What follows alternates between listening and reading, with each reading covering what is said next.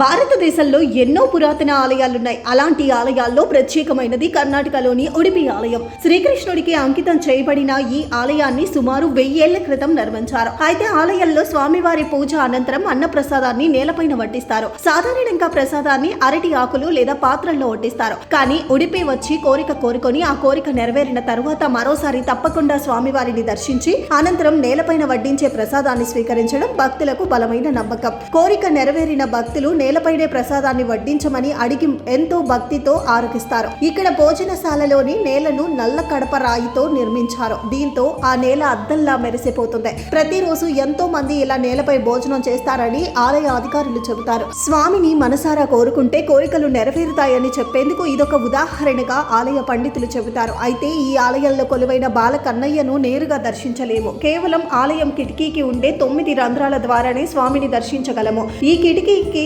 ద్వారానే భక్తులు బాలకృష్ణుడిని దర్శించుకొని సంతృప్తి చెందుతారు.